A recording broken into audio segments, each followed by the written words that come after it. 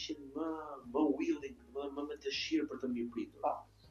Domethënë ndryshimi kronologjik i ngjarjeve ishte që në fillim çdo banor ty të ndalonte të fliste, "Ua, pse ke ardhur këtu? Sa mirë që po bën këtë gjë."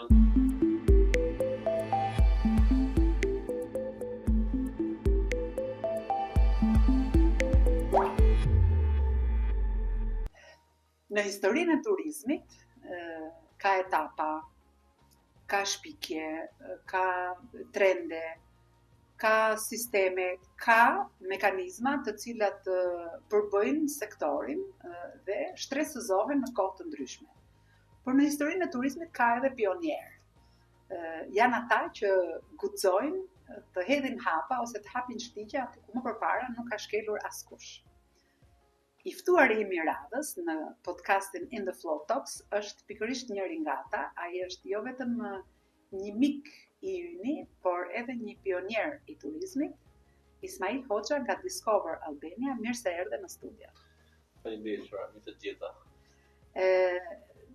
Unë mund t'i kisha rënë edhe shumë më gjatë, bile do kisha dash të thoja që për shembull kur them Discover Albania, unë nuk e kuptoj dot Discover Albania, Discoverin pa revistën, domethënë se ju jeni praktikisht ndër ata që e keni përqafuar revistën qysh në fillim dhe tashmë nuk kemi asnjë numër të revistës ku të mos jetë një reklame juaj ose një artikull juaj. Po shumë vite, po mendoja tani kur më thej që çështja e prekjes së shtigjeve, domethënë realisht u bë shumë kohë, se realisht po 2 vitet e fundit për shembull nuk kam dalë më në terren vetë, kjo për pastaj kur mendoja që polla ka qenë shumë vite më përpara, domethënë si ka nisë ajo mënyrë, edhe se si tash jemi në kuptimin një kompani, një operator turistik, në tregun lokal mesatarisht i njohur mirë ose i formuar, kur i konsoliduar, kur e mendon me para shumë vitesh që ishte me ato mënyrat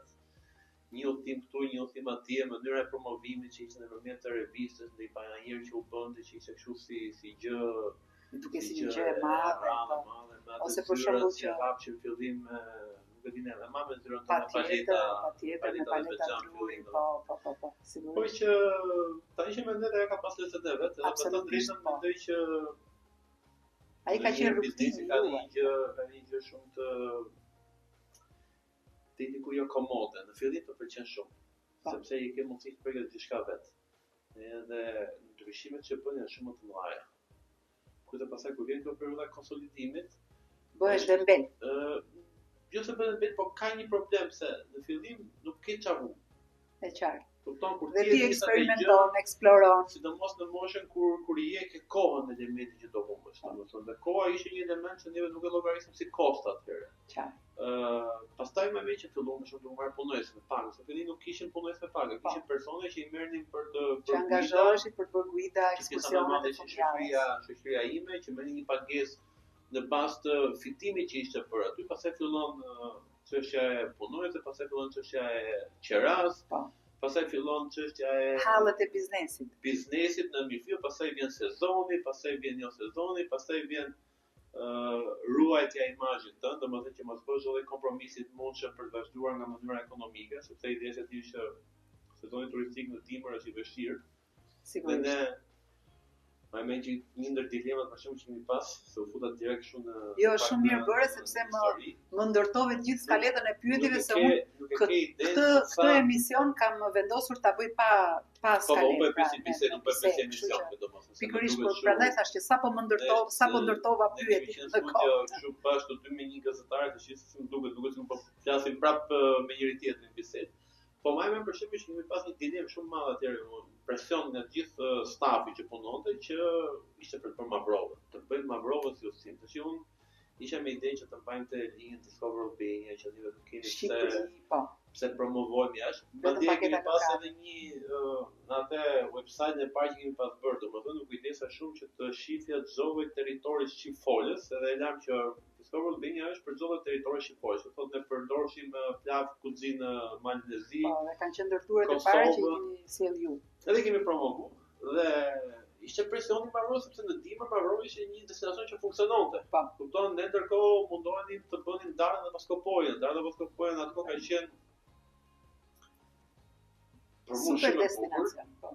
Unë mendoj që edhe sot domethënë ka ndryshime të mëdha, problemi ishte që atëherë revista edhe Adisi që bënte këto videot me drone dhe Adi Karaj që bënte këto videot e tjera.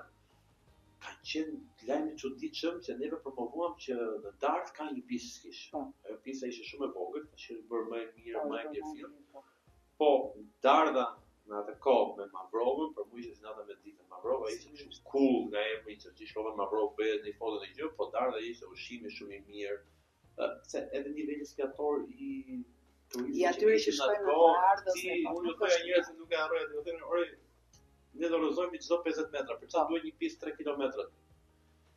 Por që ndryshuan, u bë pista, u bë destinacion, u bë Dardha, u bë destinacion shumë i mirë, pastaj filloi Voskopoja, kishte ato vështirësitë e bllokimit të rrugëve, me port pastrus. Po ka qenë me realisht. Ka qenë aventura të bukura. Shikoj, po ti më thon që ti bëj tani, me dëshirë do i bëja, po nuk besoj që do kisha energji për të bërë. E qartë. Po mirë, sepse çdo gjë është me etapa. Megjithatë, atëherë shijoj. Unë thash që ju jeni pionier të diçkaje, po nuk thash pionier të çfarë. Domethënë, çfarë bët ju në tregun shqiptar që t'ishit pionier? Ju shpikët paketat lokale, pra turizmin që sot quhet turizmi domestik. Një agjenci shqiptare ose ofron turizëm për të huajt për t'i sjellë në Shqipëri, ose ofron turizëm për shqiptarët që t'i çojë jashtë Shqipërisë. Domethënë, kemi incoming dhe outgoing dhe kjo pjesa e mesme domestik nuk ishte eksperimentuar akoma dhe ju jo vetëm që e eksperimentuat, por krijuat edhe produkte turistike, domethënë paketa ose ture të mirëfillta që përpara jush nuk i bënte asnjëri ose i bënin shumë pak edhe ishin të krejt pa njohur për tregën. Për këtë jam edhe kështu, domethënë që ja them njerëzit tash të zyra pak asnjë nga punojësit nuk është më që ka qenë që në fillim. Shumica janë po janë rritur, kanë parë jetën e tyre, nëse kanë qenë guida të vogla. Gjulja vazhdon po themi punon bashkëpunon me neve. Dhe Gjulja e di historinë, e ke pasur si jetënori që e ndjek her pas here dhe e di historinë që se si ka filluar kjo gjë dhe ne për shembull është shumë kështu sidomos kur takon një person që nuk është në këtë fushë se që nuk e di që ti thosh shiko, e diti që këtë turin në dërmi për themi ne kemi bërë pas paketë, kemi bërë pjesën e GPS, pjesën e 20 gram ose kështu gjërash. Ishte kështu wow. Ose kishin ca raste për shkak se edhe ose kalimi Valbon Theth për shkak që e kemi Valbon Theth ka pas një gjë element të zënshëm që ka qenë e premta në orën 5. Ne bëjmë premte në orën 5, arsyeja ishte shumë e thjeshtë. Nuk isha punë. Mbaroja punën premte në MD, atë në orën e 4 gjithë mbaroja punën 5 pjesën e grupit. Do doja të kisha gjetur, do doja të kisha gjetur revistën ku ti je në kopertinë me ski që keni qenë në Shishtavec dhe intervista ishte një bankier që u bë eksplorator, domethënë, sepse ti punoje në banka atëherë. Doja punoja te banka, se ishte edhe industria që ishte shumë e vështirë. Sigurisht. Ose për shembull, ju mund të eksploronit edhe mund të hidheshit në për aventura për të hapur shtigje të reja, po pa braktisur të vjetra, domethënë, aventura nuk ishte e natyrës aq çmendurake ose do duhet hapeshin shtigjet që të kalonin të tjerët. Po për shembull, mbaj mend që edhe në klasifikimet e revistës, për shembull turi i veriut ose turi i jugut janë shpallur si turet më të bukura të vitit. Turi, sidomos madje nuk më harrohet që në kopertinën kur ishte Discover Albania 2015 a 2016 nuk e mbaj mend, 2015-2016 se edhe mua që ishte fotoja e Gramës. Ai është i vetmi numër reviste që është hitur 100%, domethënë po edhe zor se kam, duhet kemi kopjen në arkiv. Edhe besoj me shumë komente që shikoj se kjo nuk është në Shqipëri. Atëherë s'ka pas AI, po ishte me idenë se s'ishte vizituar akoma Grama. Nuk ishte e njohur. Domethënë nuk ishte e njohur, ishte aksesi shumë i vështirë. Ne patëm një fat. Domethënë që pse u fut Grama si destinacion. Grama si destinacion atë kohë për një grup të vogël të njerëzve, domethënë që operonin janë dy kompani të vogla që bënin hiking. Shiko, ka pasur gjithmonë, për shembull, kalimi Valbon Theth, Thethin vetvetiu, syrin e kaltër në Kapre, pra ato që ju i bët ture të zakonshme fundjavë. Për shembull, ishte Gjimi Bekeja, domethënë kishte pra ose Fisniku që por këto ishin grupe miq ose shokësh që do të thotë shkonin çdo javë, ishin, domethënë këto ishin klube, se edhe ju kur e themeluat në fillim ishte klubi Discover Albania. Pra, klubi i kampistëve Discover Albania. Domethënë historia që bënim camping në Jalë. Ju vetë, pra shokët që dilnin. Mirë po, ata nuk e kishin ofruar për të tjerët. Pra, jo për të gjithë publikun, jo për tregun e lirë, por për njëri tjetrin. Domethënë të tillë ka pasur. Qëllum edhe pak në periudhën që u bë rrjetet sociale Po më të dukshme, ka qenë vitin 2011 bravo. Edhe kur nisi kështu nisi se ca udhime që hajde të bëjmë çka këtu. Shkum atje, pastaj filloi duke dalë rrjetet sociale dhe ishte orë për si shkove këtu atë vitë dhe neve anjë. Jo, pastaj okay thash se kishte edhe problemin e kostove relative, se kur e bëje kështu shoqërore kishte një problem që sa do shkonte kostot. Ti nëse ishte 3 veta, do merrje një makinë do shkonte shumë më tepër. Nëse ishte 10 veta, do shkonte më pak dhe ju thjesht ndanit kostot. Ndan kostot. Pastaj vendosim që okay, nisë shpuna duke qenë që tani po marrim edhe shokun e shokut ose shoqen e shoqes, që është pak më e largët. Po e bëjmë si formë pakete.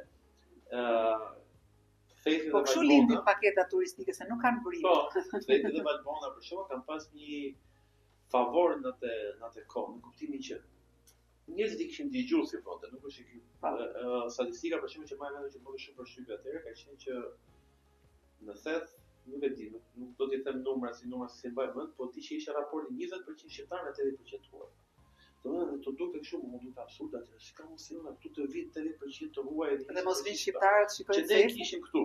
Dhe bëjnë vetë për Fetin kur nuk ishte bërë rruga nga Boga në Thet. As ajo nuk ishte bërë. Ato situatat e shoferëve të furgonit. Shikoj, janë një tuf elemente që duhen kombinuar. Sigurisht. Se ndonjëherë domethënë ca element shumë të vëllë, një shofer furgoni po të kishte thënë që nuk vim më në Thet. E ke parasysh sepse realisht më mirë që kishim kosto financiare. Domethënë çdo shofer furgoni llogarisë përveç transportit, edhe amortizimin, po. Një gomë do shponte nga ato kurët edhe nga ato gjërat. Oraret ishin të pallogaritshme, domethënë ne shkoshim Thet në herë kur nisim 5 dite, edhe në 2 natës. Pse mund të ditë një problem që ishte rrugës, çoje, zbrit njerëzit, hyp njerëzit, por njerëzit ishin më fleksibël. Pastaj duke u bërë më komerciale kjo gjë, duke u bërë dhe shumë kompani, duke u bërë dhe shumë oferta dhe paketa, u rrit edhe niveli njerëzve që vinin që ju pëlqente Theti si pamje. Pa ditët e ne shkuam deri tek kulmi i kësaj, pra ke tepria, ke ajo që do gjithmonë. Ajo që kur egzageron. Se do dalim çik te lumi Shalës pastaj. Kujtave, do dalim atje. Thonë që kujtave, ti çfarë po përshtypje? Që ishte një periudhë se neve tash u bën ja 2 vjet që nuk po bëjmë ture të Po, e di edhe këtë, po. Ture të mbledhura për ture lokale, po bëjmë vetëm grupe të organizuara. Domethënë nëse janë kompani për tim bino ose grup që janë 20 veta, atëherë po e bëjmë për faktin që kjo ka arsye lloje një gjë që sa më shumë po komerciale kjo gjë, aq më shumë u hoq raporti çmim-cilësi. Domethënë ne duam që të marrim një çmim, që të kemi një cilësi. Po prandaj edhe tregu. Prandaj tash do kalojmë te lumi Shalës sepse do të sjell atje. Po, të kujtohen fillimet që nuk doje të dilja as në media dhe të thoshe se kam një lloj kështu, domethënë s'kam folur ndonjëherë në radio, në televizor edhe thoya. Po shiko, nëse ti flet për punën që do jetë gjithçka shumë e thjeshtë. Dhe tani ti flet me kaq pasion dhe dashuri për punën që do, saqë as mua s'po mle. Që të bëj pyetje. E kemi pasur edhe në ajo që vajme për shembull në Thet në fillim. Që u them këtyre kujdave pak ku bëshin Valbona tani vonë u fut në komercializëm. Po, u bë masive. Ne i thoja nuk llogarisin ndonjëherë se si do vonë klienti. Ne i thonim atij Thetit që sa shtrenjër ke, sa krevate ke. Edhe ai thotë kam 15 krevate. Dhe ne merrni 15 veta dhe u fusnin në një dhomë 3 veta të panjohur dhe nuk ishte kështu. Nuk ishte kaq problem, nuk ishte fare në një moteli, po them. Dhe erdhëm merrte formën e një guest house-i. Se guest house-i është që unë të liroj krevatin, domethënë nuk është që unë kam shtëpinë hotel që të plotësoj kushtet. Dhe ishte shumë të mirëkuptueshme. Erdhi momenti që gjithë thosh takoheshin në kuptimin u rrit pritshmëria, erdhi momenti që shkoi 100 euro një dhomë. Ka pamje nga mal, jo po dritaren e ka të vogël, jo po kjo kështu, jo po kjo ashtu, që është normale, nuk është vetëm fajti, po është cikël që vjen, sepse atëherë ne ishim dhe guidat, po themi, ose dhe ekipi dhe Theti vetë. Se po marrë Theti mi që isha si të sjellë. Jo, dakor, Theti Valbona, paralelisht. Edhe banorët ishin më willing, më me dëshirë për të mirëpritur. Domethënë ndryshimi kronologjik i ngjarjeve ishte që në fillim çdo banor ty të ndalonte të fliste, "Ua, pse ke ardhur këtu? Sa mirë që po bën të gjën." Po, si t'ju ndihmojmë po se shkoni. po. Bile më mirë që kemi pas një 40 veta edhe takon ky Pavlini një ato fshatet aty, po ku po shkon to jeton kanar kështu. Po ja, mos kanë dasëm dhe gjë, s'ka mundësi. S'ka mundësi 40 veta të thef, po. Derisa filloi momenti pastaj që të flisin pak më pak. Filloi momenti pastaj që vun garde. Që ti s'mund ndaloj edhe kudo. Filloi momenti pastaj që shiko po spive kafe këtu, mos kalon nga kjo unga këtej. Unë ka mik në thet që i ka për veten time, mas ja 4 vitesh që nuk bëja guidën, 5 vitesh që bëja guidën, nuk gjeja dot rrugën për të pjesa zyrtare. Më përpara kaloja shteg më shteg, ishte të hapur atë gjë. Dhe nuk ka një gjë të keqe, sepse thjesht ndryshon tregu, domethënë tash kapaciteti thjesht mund të jetë 10 fishuar, 15 fishuar me atë. Po janë edhe më modern. Rrafë historikale, domethënë. Ai ka qenë për pika që nuk është më. Megjithatë, ajo që më ka pëlqyer mua në gjatë gjithë rrugtimit tuaj, për shembull mua sot sinqerisht më vjen keq që ju nuk i ofroni motorët domestik, të cilat praktikisht i keni shpikur, mirë po unë mendoj që pikën e kazanit e derdhi lumi i shalës.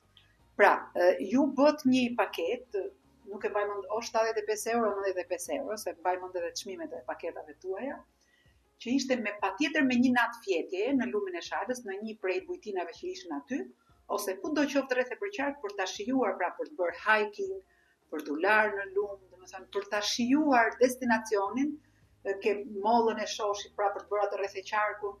Ndërkohë që pra pavarësisht se ne për lumin e shalës dhe për, le të themi, për pjesën e fshehur të Komanit, unë kisha dëgjuar që në fillim të viteve 2010, domethënë 2013-2014, sepse një ja Mario Mollën, një ja Ndoc Mulajn që ishin, le të themi, për si të zonës, pra të vendit aty edhe i dija, por ashtu siç i dija unë i dinin aq njerëz sa kishin eksploruar për veten e tyre. Domethënë nuk ishim duke folur këtu për paketa turistike. Në momentin që lumi i shalës u bë paketë turistike, ajo erdhi pikërisht nga ju. Dhe blini i gurit të lekës, unë e dëgjoja, pra e shikoja ose e lexoja, në paketat tuaja turistike dhe kur e kemi bërë edhe lumin e shalës, e kemi bërë në turet e 2015-ës, e kemi bërë edhe më vonë, pra kemi shkruar her pas here artikuj sepse ishte një top destinacion. Dhe në fund fare, pas Covidit apo pak para Covidit, se dhe kjo s'm kujtohet, po kam përshtypjen që pas Covidit pas filluan turet rëndom, sepse dolën shumë agjensi që nuk ishin agjensi, po ishin vetëm faqe Instagram. Pak para Covidit, duket. Domethënë u bë aq masiv destinacioni sa që njerëzit ditore, shkoi deri në 25.000 lekë dita dhe neve na dukej lirë. Jo, pastaj shkoi edhe 14.000 lekë. Domethënë në momentin që unë dola tek Bjeta, nuk e di nëse kemi qenë bashkë në panel apo jo atëherë, por që thash u bë dhe virale, domethënë mos e shisni shalën vetëm për budallatshkat që shkojnë të nxjerrin shalët në shalë, dhe jo 25.000 lekë, sepse është drejt ta bëni 100.000 lekë paketën me detyrim, pra me fjetje, me ushqim, se nuk ka asnjë kuptim që të vish në një destinacion të tillë dhe të mos e shijosh. Por pastaj tregu, pra dallga që vjen nga tregu, të mbyt dhe njeriu zgjedh ose të shkojë me dallgën dhe të përpiqet të notojë të dalin prit, ose të tërhiqet përpara se të vi dallga edhe të qëndrojë në atë Instagramin ose në llogarin e vet. Këtë bët ju. Na ndodhi ta fenomeni që edhe tjetër edhe njerëzit që nuk kishin fajt. Shkon ne nuk është u futëm edhe si nuk po flas, nuk është që ka qenë gjithë vendimet që kanë marrë atje, kanë marrë nuk kompromis me cilësinë. Pra ti the unë nuk mund ta shes. Parimi im ishte i tillë. Që shiko, unë do shkoj në fest. Po. Dua të shkoj në fest si individ vet, jo për biznes, për ta bërë si biznes. Tash sa kohë duhet më në fest? Minimalisht. Që të kënaqem. Se kolpën e parë kemi pasë e theti, domethënë që dhe unë isha kështu, orë shiko. Mu theti për një ditë nuk pantesh. Sepse duhet të shoh edhe ujvarën, duhet të shoh edhe syrin e katër, duhet të shoh edhe kishën, duhet të shoh edhe fshatin dhe dua ta shijoj. Domethënë duaj që të qëndroj, të rri, të konsumoj një drekë, të rri 2 orë pas dite pa bërë asgjë. Dhe këtu më me që u fillu domethënë ajo kontradikta parë. Sepse çfarë ndodhte? Ne më me që flet në vendin me 100 euro në kohë, 90 euro, 89 euro 2 net. me 2 darka, se fillon dhe këto pastaj heqet, hiq këtu, hiq aty dhe ngele vetëm një. Dhe bënim me qingj në hell. Kështu ishte atëherë në fillim fare, domethënë kishim ato tuaj që thoshin se nxjerrni fotën qingj aty se është shumë karnivale, kështu e kishim atëherë atë gjë. Dhe më që fillon pastaj kompani të tjera pak më vonë që u futën domethënë edhe që ta bënim nga 99 euro, 79 euro. Ne durum hoqim qingjin. Tash ai qingji ai kishte lezetën aty, pastaj e futën prapë. Thamë, "Nisësh puna, do e bëjmë kështu." Pastaj na e hoqën sepse u bë tregu aty i vështirë dhe banorët thonë, "Po rita si s'bëjmë me qingjin, se si që kompani tjera që i bëjnë kështu copa." Sepse në çështje kërkesë oferte. Sigurisht. Pastaj fillon me një natë. Aty me një natë domethënë ti duhet strapacosh, duhet nisesh në 4 të mëngjesit që të bëje natën dhe të kthehesh. Këta kolegë që kanë pasur dyra domethënë pasi bësh kështu të paçëshore, po pse mos ta bëjmë neve se na marr jetë telefon po ju pse bëni me një. Por edhe ti do shkosh vetë, kemi shkuar neve se ne bënim udhime për çfarë gjithmonë. Kemi shkuar në një natë. Ja. Ne kemi shkuar në Pokalinë, thash. Edhe atë kemi bërë për fjalë se fundjava ishte elementi që mbytet, por nuk kemi parë thethet të Kalimi Balbonte. Kemi bërë vetëm Kalimin, kemi bërë vetëm shtetin. Nëse ti thash ke shkuar në herë një natë në thet, edhe ke thonë nuk kënaqet dhe po iki, jam dakord ta bëjmë një natë. Po nuk të del kohë, domethënë se më itinerari ishte shkoj aty me vrap dia çanta shkoj te Surikat, domethënë një lodhje e strapacuar. Te Lumi Shalës, unë personalisht e kisha dëgju, më duket se ka përgjithë një tip organizimi, domethënë që ka çuar ato guidat në kohën e fillimit fare, nuk e di kush ka qenë guid nga neve. Edhe pyeta që kështu tha ishte super vend shumë i bukur. Për çështjen e akomodimit kishte shumë pak, domethënë kështu 5 shtretër, 10 shtretër po themi. Shkuam pastaj një fundjavë vetë që e pamë dhe ditën thashë shiko. Patjetër me fjetë. Për ditorin, patjetër me fjetë domethënë dhe me idenë që shiko, do e bëjmë më shtrenjtë në kuptimin që të ketë varg në dispozicion, sepse problemi është aty që aty pa varg shkojë pa të shkojë me punë me vete pastaj. E dyta është duhet të kishte gjitha vargët, se kemi pasur edhe një element që po ja këtyre. Shiko, nëse ti shkon në një vend dhe nëse ti i detyruar që ushqimin ta hash aty, atëherë ideale do ishte që ne ta përfshijmë ushqimin në paketë. Pse? Sepse në thet, nëse unë nuk ja përfshija në paketë, ai banori zonës mund të thotë edhe 30.000 lekë darka, ku do shkollë të hatet vend tjetër? Kupton në mes të maleve, se nuk është kishte 700 restorante si sot. Dhe unë kisha parim që aty ku ti konsumon gjithçka brenda hotelit ku ti rri dhe gjithë këtyre gjërave, përfshihet në çmim. Dhe në Lumin e Shalës nuk ishte vend tjetër, domethënë në një vend të fletë, një vend të haje, aty ishte ajo zona. Ne fillon ta bëjmë si paketë. Dhe më e vjen që me këta turistët që bënin neve, filloi pastaj këto ditore janë ajo qetësia. Kur vjen ora 3 që ishin gjithë ato ditore, domethënë gjithaj Lumi Shalës. Aty ishte e bukur. Aty ishte pjesa që ishte gjithë ato që vinin, domethënë ora se kuptojmë ona si ka mundësi që duhet vinë ditor ku mund të kenë këtë qetësinë kështu më ditë. Po ishte për çështje koste, për çështje komercializmi. Domethënë mendoj që janë cikli që funksionon, kam qenë në 20 vjeç, shkoja në Rom dhe shikoj Rom për një ditë. Kupton? Të dëshirë kisha të kohën edhe gjë. Tani me të drejtën ku shkojmë në qytet të shikoj, si po na fillim duhet të shlodhem pastaj të shkoj. Dua ta shijoj atë, po është me cikël. Mendoj që duke që kanë faj edhe po themi shqiptarë që duan ta shohin këtë gjë. Pak faj, mendoj që kanë kompanitë që duhet të kenë pak, domethënë duhet të kenë un kam rezerva vetëm një parim, që shiko, biznesi do të fitojë para. Është pak po e sigurt. Problemi sa para fiton një biznes kur e bën Lumin e Shalës 14.000 lekë. Sa para, as transporti nuk ban thjesht tregu. Problemi është ti që ora gjithë do të fitojnë para, po gjej një mënyrë që të keni të kënaqur. Se un kam pasur të klientë që na kanë thonë do kemi ik këtu. Domethënë pra ai teksta paguajta kanë thonë ishte shumë mirë, po ishte skandal për faktin që vetëm frapon. Se nuk është, domethënë është si ajo historia e 10 kapeleve. Është historia e 10 kapeleve që ti mund të bësh një kapele me 1 metër copë, po mund të bësh edhe 10 kapele që do jenë të vogla. Kështu që ai mund të thotë që me 75 euro unë bëj 2 ditë ose nuk do hash, pra ose s'do përfshihen vaktet, ose do ikësh me diçka do qethësh, do presh. Diçka do ketë aty, mëse në fund çdo kompani do përfitojë nga. Pastaj të heqësh kënaqësinë. Pra të reduktosh kënaqësinë nga udhëtimi ku ti po shkon pikërisht për këtë gjë. Tani që ta bëjmë aktuale, tani po bëhet cikli i dytë. fillon për tuaj tash gjithë gjë.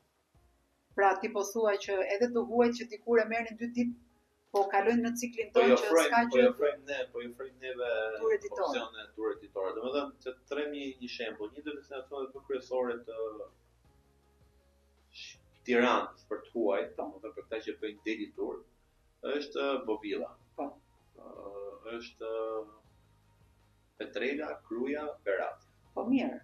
Tani, po këto janë destinacione ditore, domethënë për Beratit. Jo, nuk e kam për ditore, kam për çështjen e raportit.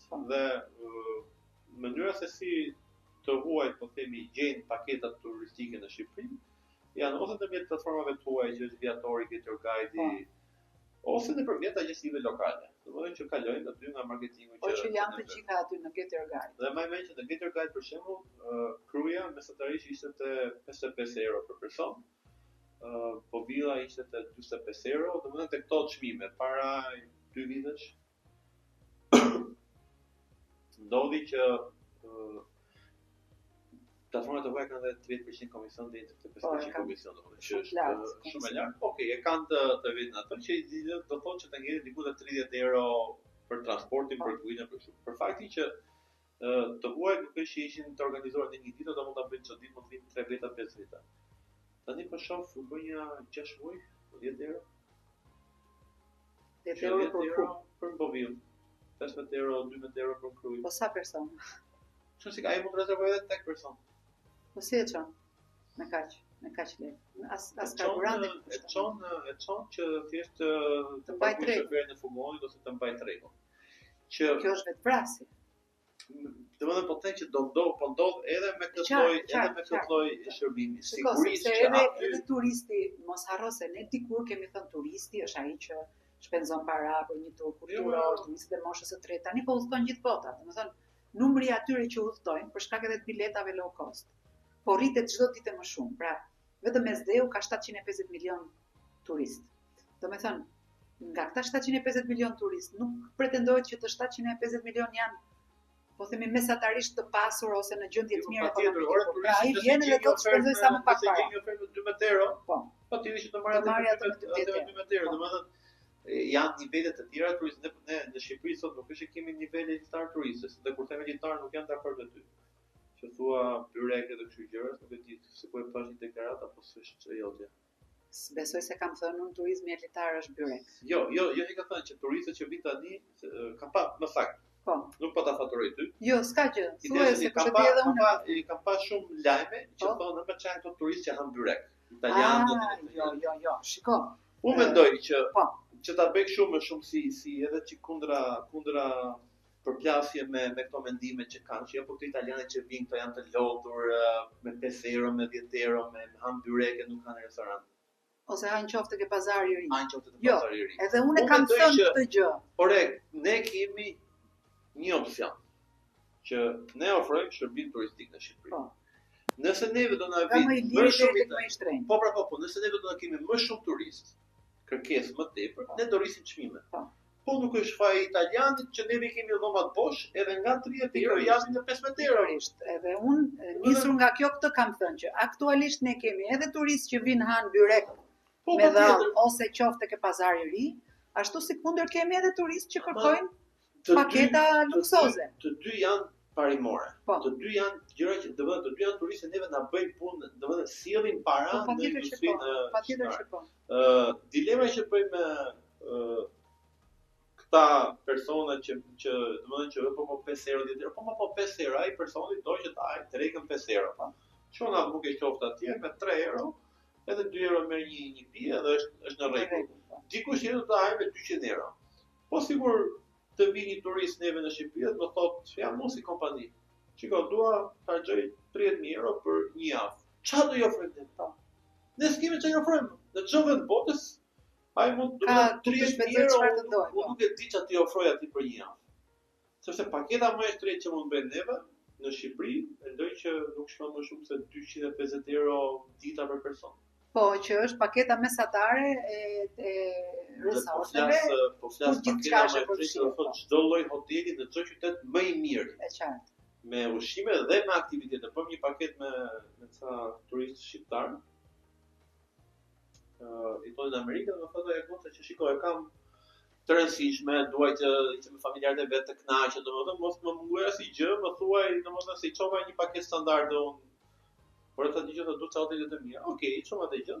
Ata duan çdo gjë më të mirë të mundshme. Domethënë hotelet më të mirë të mundshme, aktivitetet me skaf që bëjmë neve në balkon, ai kënë asaj që në lumçares me vark personale, me çdo gjë të mundshme, ka që ishte 15 veta, shkoi 1200 euro për person, që ishte mesatarisht 9 ditë. Që i bie diku 130 euro dita. Edhe po thotë, "Ore, je i sigurt për këtë gjë?" Po. Më tash është një qoftë do të trish çmimin në kështu, po po kostoja kjo është, po. E bën udhëtimin, u kënaqën shumë mirë. Çfarë ndodhi? Do bënin dhe Greqinë. Edhe i thash, për kuriozitet i thash, më thuaj se si. Më thuaj sa të shkoj pjesa e Greqisë. Dhe i kisha thënë fillim sa agjencisë greke, se më tha mu pastaj që Ameris do të më thënë, thash nuk e bëjmë atë gjë, kisha thënë se agjencisë greke që dua më të mirat. Po. Dua më të mirat. Dhe ishte 1300 euro dita. Ishte 5 ditë atje, $120,000 kishin kërkuar për 15 veta. Që isha dhe, kisha thënë që ule dhe kishe kaluar te hotelet normale, në kuptimin, okay, jo hotele bazike fare domethënë. Dhe i kisha shku 4 fishi çmimit tonë, domethënë gati $5,000 për person, që dhe ne nuk është që po në momentin po ofrojmë një treg që këta vi këtu edhe s'kan qa me marrë.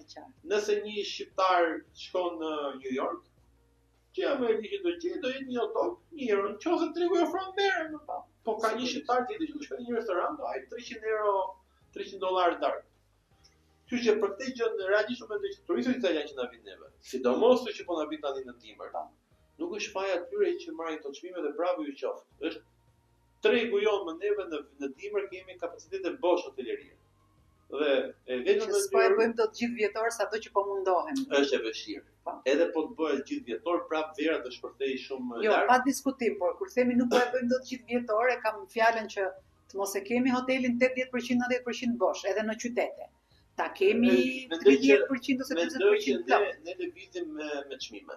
Domethënë në verë rrisim çmimet sepse kemi më shumë kërkesë. Dhe në dimër i ulim që të rrisim sa më shumë përqindjen e dhomave, sepse fitimi është... Tani unë dua të të bëj se e të besohet që erdhëm në fund të bisedës edhe nuk e ndjem. Tani ja për shumë pak kohë. Dua të të pyes, për shembull, me çfarë po merresh aktualisht, pra me çfarë po merret Discover Albania aktualisht, ose edhe Ismaili, sepse ti je CEO-ja, pra ti je CEO-ja i Discover Albania, por kam përshtypjen që tashmë je rritur dhe pjekur mjaftueshëm sa për të deleguar detyra edhe për të marrë me gjërat që ke qejf. Që në moment që ke filluar të më pyesësh çfarë bën, pse s'po dukesh. Domethënë jam shkëput. Në kuptimin nuk është jam shkëput se Discover Albania kam kështu si e dua. E qartë. Kështu që rri më afër gjithmonë e tilla, po mendoj që erdhi një moment që duke marr pak në hoteleri, duke marr pak në çfarë gjëra të tjera, ku po lija çfarë gjëra mas dorë. Franki po merret me Discover Albania që është full in charge për çdo lloj gjëje të Franki është një nga më të aftët që ka pasur Discover Albania vitet e fundit ose le të themi po, sepse e shikoj aktiv, e shikoj të zotin. Kur e shikoj në studio që flet me kompetencë, me domethënë është i zdërvjellët dhe është shumë i qartë në ato që flet. Shumë i në kuptimin e kjo do të thotë që ai e do. Ka një mendim shumë të qartë për që mua pëlqen edhe kam thënë që shiko, më pëlqen se si e shef kompaninë, më pëlqen se si e shef filozofinë ndaj klientit, domethënë që unë po të ofroj shërbim, dua që të gjë pa hile, pa gjëra. Franki në një farë mënyrë ka shkuar pas vijës tënde sepse edhe ai nuk bëj ta negociojë cilësinë, nuk bën kompromis me cilësinë. Po, nuk bën. Ka bërë një gjë ndryshe në kuptimin ndryshe, është në kohën kur filloi Franki të merrej edhe si guide jashtme me neve në fillim fare, domethënë për çështjen e grupeve shqiptare, pa që shikova, do duhet që të merremi prapë hajde këtu 5 euro, 10 euro, po tregu do jeti vështirë, ose duhet të ulemi në këtë vend. Mund ta bëjmë një gjë, po të fillojmë ta bëjmë më shumë për tuajt.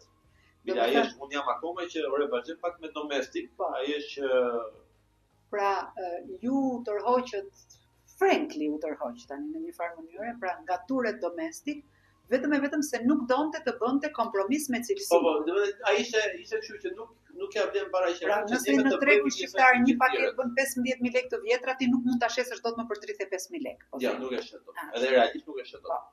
Sado që do bësh luftë me treg. Sado cilësi të ofrosh. Nuk e mundësi që ti shpjegosh edhe klientit para se të vinë në optim që shiko se ti kjo bën kaq, kjo bën aq, kështu. Sigurisht. Të tillë dhe realisht aty kemi filluar që po punon Discovery, po punon gati pjesa më të madhe 90% kanë përshtypje me të huaj.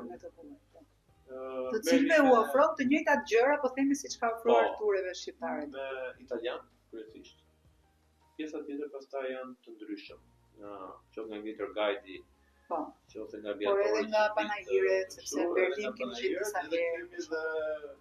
Kemi një partneritet me një kompani angleze që bëjnë të festivalin në Dërmi, Kala Festival dhe Expiration Festival, që do t'i merremi me i ofrojmë shërbimin e akomodimit të turistëve që vinë në Dërmi. E qartë. Tani të pyej një pyetje kështu përfundimtare.